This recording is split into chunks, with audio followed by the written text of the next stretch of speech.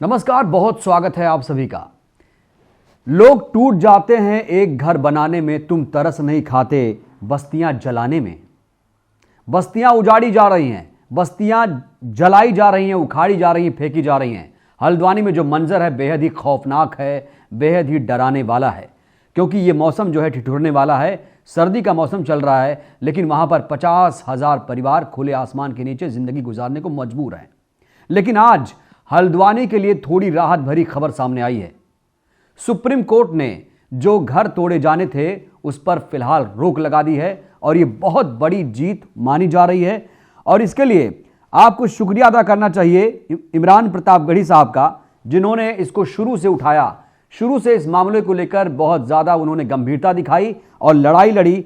आज वो supreme court पहुंचे थे और उन्होंने अपने ट्विटर हैंडल पर लिखा है कि ये इंसानियत की जीत है, ये मानवता की जीत है।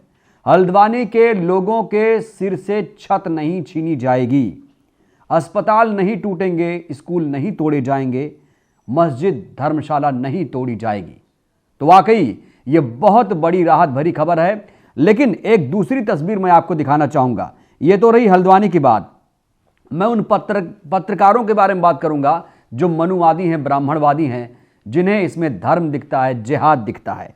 खैर, जिग्नेश मेवाड़ी ने एक अच्छी लाइन लिखी है, अच्छी बात कही है। उन्होंने कहा सुप्रीम कोर्ट द्वारा हल्द्वानी के हजारों परिवारों को उजड़ने से बचा लिया गया। देखिए, जो संवेदनशील लोग होते हैं, जिनके अंदर इंसानियत होती है, नफरत नहीं होती है, हिंदू मुसलमान का जहर नहीं घुला होता है, वो जिग्नेश मेवानी की तरह ही बात करते हैं और ऐसे लोग ही सच्चे इंसान हो सकते हैं। उन्होंने लिखा है, ये हल्द्वानी में जगह अतिक्रमण से खड़ी की गई है तो इस पर 3 सरकारी स्कूल, 11 मान्यता प्राप्त निजी स्कूल, सरकारी स्वास्थ्य केंद्र वगैरह वगैरह कैसे बनाए गए, इसकी अनुमति किन अधिकारियों द्वारा दी गई थी, क्या इन सरकारी बाबुओं पर कोई कार्रवाई होगी? देखिए, बड़ा सवाल यह है कि ये जो लोग हैं, ये कोई 2 साल, 4 साल, 5 साल पहले नहीं आए थे। इनके पुरखे यहां पर थे। 50 साल पहले ये लोग बसाए गए थे, उससे भी ज्यादा। आज मैंने कुछ लोगों से बात की, उन्होंने कहा ये लोग अंग्रेजों के जमाने से यहां पर बसे हैं। अब आप सोचिए, आपने भी ट्रेन में सफर किया होगा, आप जब किसी शहर से गुजरते होंगे तो वहां पर भी आसपास आपको बस्तियां दिखती होंगी। आप जब बिहार से या लखनऊ से, उत्तर प्रदेश से गाजियाबाद में एंट्री करेंगे तो आपको दिखेगा कि गाजियाबाद में जब रेल प्रवेश करती है तो वहां पर भी चारों तरफ मकान रहते हैं।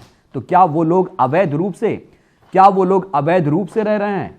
और मैं आपको कुछ चीजें दिखाना चाहूंगा जो हमें प्राप्त हुई हैं वहां से। कुछ कागजात सामने आए हैं जिसको जानना समझना आपके लिए बहुत ज्यादा जरूरी है। ये देखिए, हमारे पास कुछ बहुत सारे एविडेंस भी मौजूद हैं जो तथ्यात्मक हैं और जिस पर आप विश्वास भी कर सकते हैं। ये कागज बताते हैं, देखिए इसमें एक कागज है माजिद साहब का। देखिए, ये कागज 1932 सोचिए, ये जो कागज है ये बताता है कि ये परिवार 1932 से यहां पर है। ऐसे बहुत सारे कागज मेरे पास हैं। लेकिन देखिए, खास बात यह है कि इसमें लोगों को टारगेट किया गया। खास बात लोग अब जाहिर कर रहे हैं, गुस्सा भी है लोगों में कि यहां पर मुसलमानों को टारगेट किया गया है। हल्द्वानी में यहां जो इलाका है, खासतौर से ऐसा नहीं है कि सिर्फ मुसलमान हैं, यहां पर ज्यादातर मुसलमान हैं, 80% लोग मुसलमान हैं और इसीलिए कहा जा रहा है कि धामी सरकार इनको टारगेट कर रही है। यह अपने आप में अमानवीय व्यवहार है। देखिए, जब कहीं अतिक्रमण होता है, मैं अतिक्रमण करने के खिलाफ हूं। अगर अतिक्रमण हो तो जरूर कार्रवाई की जाए, लेकिन टारगेट करके अगर आप कोई ठेला लगा रहा है, किसी शहर में कोई पकौड़ी बेच रहा है, कोई समोसे बेच रहा है, तो आप उसे टारगेट करके कि ये भाई हिंदू है, ये मुस्लिम है, इसलिए इसको यहां से हटाओ। अतिक्रमण जो करे उसके खिलाफ कार्रवाई हो। लेकिन जो लोग 50 सालों से रह रहे हैं, कल को आप कहेंगे शाहीन बाग भी अवैध है क्योंकि वो अनऑथराइज्ड इलाका है। कल को आप जामिया नगर में पूरा बुलडोजर चला देंगे, कहेंगे ये अनधिकृत कॉलोनी है। तो ये हो सकता है, आप समझिए। लेकिन मुसलमान जो है वो डरा हुआ है। सच्चाई समझिए आप लोग। SC, ST, OBC माइनॉरिटीज जो है, खासतौर से जो मुस्लिम हैं, मुसलमान हैं, वो डरे हुए हैं। इनके अंदर हिम्मत नहीं है। अगर हिम्मत होती तो सड़क पर उतरते, लेकिन इनके अंदर अब वो बात नहीं रही है। ये चाहते हैं हमें घर में बैठकर हर चीज मिल जाए, तो ऐसा नहीं होता है। लड़ाई लड़नी पड़ती है, और आपको सीखना है तो आप इमरान प्रतापगढ़ी से सीखिए। सोचिए उन्होंने क्या किया आपके लिए। दिल्ली में आकर केस लड़ा उन्होंने, क्या फर्क पड़ता था उनको, लेकिन उन्होंने यहां पर मानवता दिखाई, इंसानियत दिखाई। और इमरान प्रतापगढ़ी तो कुछ छोड़िए, धामी सरकार क्या कर रही है। अगर आपको अतिक्रमण के खिलाफ कार्रवाई करनी थी तो आपको वहां पहले उनको बसाना चाहिए था, यह नियम कहता है, लेकिन आपने ऐसा नहीं किया। आपने सिलेक्टिव कार्रवाई की। यहां हल्द्वानी से, अल्मोड़ा से लोग आए हुए हैं, दिल्ली में जंग लड़ रहे हैं अपने ओल्ड पेंशन स्कीम को लेकर, लेकिन उनके पेंशन के पैसे काटे जा रहे हैं और सरकार इसमें मौन है। एक मनुवादी पत्रकार है, उसका नाम है सुशांत सिन्हा। यह बहुत बड़ा मनुवादी है, बहुत बड़ा ब्राह्मणवादी पत्रकार है। यह लिखता है कि डिफेंस और रेलवे के बाद इस देश में सबसे ज्यादा जमीन वक्फ बोर्ड के पास है। मेरी अपील है कि वक्फ बोर्ड से कि हल्द्वानी से मुसलमान भाइयों बहनों को अपनी अकूत संपत्ति से थोड़ी संपत्ति, थोड़ी जमीन दे दे और उनके घर बनवाने का खर्चा भी उठाए। वाह भाई, इसकी इतनी हिम्मत नहीं है, इसके जुबान सिल जाएंगे, यह धामी सरकार से सवाल नहीं कर सकता है। चाहे वो सुधीर चौधरी हो, चाहे वो सुशांत सिन्हा हो, चाहे कोई भी पत्रकार हो, वो सोचता है कैसे मैं बीजेपी शासित राज्यों के सरकारों को खुश कर दूं, और यही कर रहा है ये मनुवादी सुशांत सिन्हा। इसे यहां पर हिंदू मुसलमान दिखता है, जमीन जिहाद दिखता है। आप सोचिए, ये लोग लोकतंत्र मजबूत करेंगे, ये लोग लोकतंत्र को खतरे में डाल रहे हैं। आप समझिए, ये जो चौथा स्तंभ है सड़ चुका है। लोकतंत्र का जो चौथा स्तंभ है उसमें दीमक लग चुका है, और ये दीमक कौन है? पत्रकार और चाटुकार, दलाल, जो मनुवादी पत्रकार हैं, जो टेलीविजन में बैठकर हल्ला बोलते हैं, ललकारते हैं लोगों को, जहर घोलते हैं। सिंपल एजेंडा है हिंदू मुसलमान करना इनका। इनसे कोई मतलब नहीं है कि इंसानियत मर रही है, मानवता मर रही है। इनको तो सिर्फ अपना एजेंडा दिखता है दोस्तों। और मुसलमान जो हैं, वो मुसलमान जो धर्म की बात करता है, शिक्षा की बात नहीं करता है, वो भी अपने गिरेवा में झांके।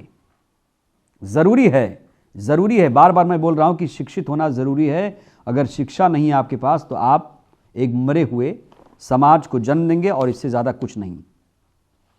तो ये जो कागजात मेरे पास हैं, इन कागजात का सार मैं आपको बताता हूं। ये सारे कागजात ऑथेंटिक है, ऑथेंटिक दस्तावेज हैं ये, जो ये बताते हैं ये लोग कोई 2 साल, 4 साल, 5 साल नहीं, अंग्रेजों के जमाने से, आजादी से पहले ये लोग बसे थे। रेलवे किसने लगाई? रेलवे अंग्रेजों ने लगाई। 1853 में, 56 में पहली ट्रेनें चलाई गई। सोचिए, और इन लोगों की जो बसावट है उससे बहुत पहले की है। और अगर इस तरह रेलवे की जमीन पर अगर कब्जा इन लोगों ने किया है, तो बताइए कौन सा ऐसा शहर है जहां से रेलवे नहीं गुजरती है? कल को आप इस तरह से कहेंगे गाजियाबाद पूरा अनधिकृत है, गाजियाबाद के लोगों को हटाओ, लखनऊ के लोगों को हटाओ, पटना में ट्रेन घुसी, पटना के लोगों को हटाओ, उन्नाव के लोगों को हटाओ, बाराबंकी के लोगों को हटाओ, बस्ती के लोगों को हटाओ। जहां से जिस शहर से ट्रेन गुजरी वहां के लोगों को हटाओ। यही होगा, फिर तो अपने देश के लोगों को आप बांट रहे हैं, उनके जज्बातों को ठेस पहुंचा रहे हैं। मैं यहां हिंदू मुसलमान करने नहीं बैठा हूं। अगर किसी हिंदू भाई के साथ भी ऐसा होता तो मेरी आत्मा जो है ऐसे झकझोर उठती, मेरा दिल ऐसे पसीजता जैसे आज मैं कर रहा हूं।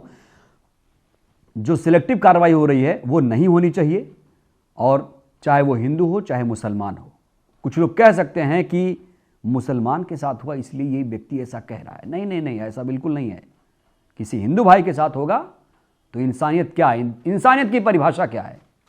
इंसानियत की परिभाषा है आपके अंदर जो मानवता है वो भरी हो, ना कि आप सुशांत सिन्हा जैसे लोगों की तरह जमीन जिहाद का नाम देंगे तो वो कभी इंसान नहीं बन सकता। पहली बात, पत्रकार होने के लिए सबसे ज़्यादा ज़रूरी आपके अंदर इंसानियत है कि नहीं, इसको चेक करना चाहिए।